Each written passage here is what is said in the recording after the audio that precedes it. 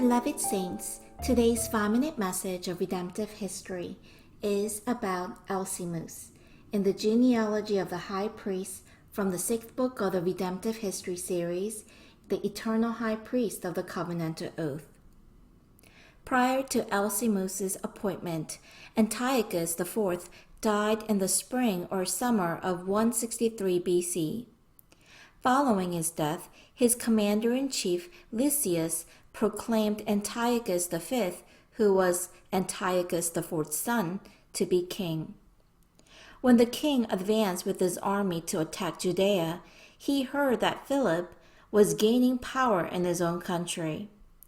The king suddenly offered peace to the Jews and promised to allow them to live according to their law, so he could use them to keep Philip's power in check.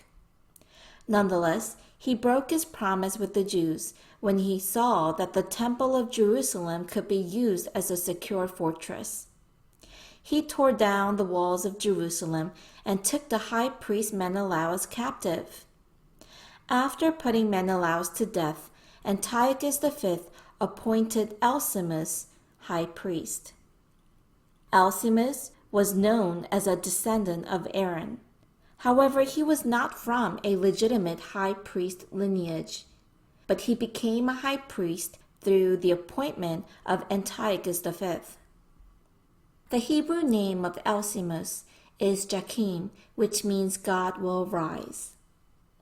Contrary to the meaning of his name, Alcimus enticed many people in order to strengthen his power and gain many followers. However, those who followed him were mostly ungodly people who had turned away from the law of God. They used the power of Alcimus to commit all sorts of evil acts against the Jews, and the damage they caused was incomparably extreme next to that caused by the Gentiles. Furthermore, Alcimus led the initiative to kill 60 pious Hasidians who were Jews through deception in order to maintain the high priesthood. Moreover, since the family of Judas Maccabeus had cleansed and restored the temple in 164 BC, the people who followed them, the soldiers and the people, presumably had already bestowed the high priesthood upon Judas Maccabeus. Although Judas had not been officially appointed as high priest, he was serving as an unofficial priest among the people.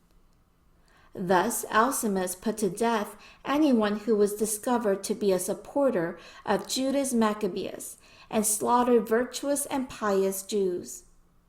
Because of his evil ways, he could not maintain his position as high priest, and he went to the king for support.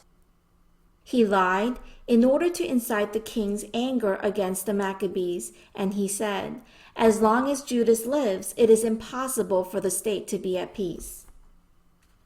In the 5th month of 159 BC, Alcimus began to tear down the wall of the sanctuary to remove the railing that divided the court of the Gentiles from that of the Israelites, but he suddenly fainted, and the work stopped. His mouth became paralyzed and his tongue hardened, and he died after many days of great torment. Thus, Alcimus received God's punishment and died while destroying the wall of the sanctuary in the inner court of the temple to remove the works of the prophets. This is recorded in the book of the Maccabees and in the Antiquities of the Jews. Beloved saints, Alcimus did not live according to the meaning of his name, God will rise. Instead, he lived with the purpose of raising his power and achievements. As a result, he was punished by God. I pray that we will not live for our own power and achievements, but live according to God's will. Let us live lives where God will rise. I bless in the name of the Lord.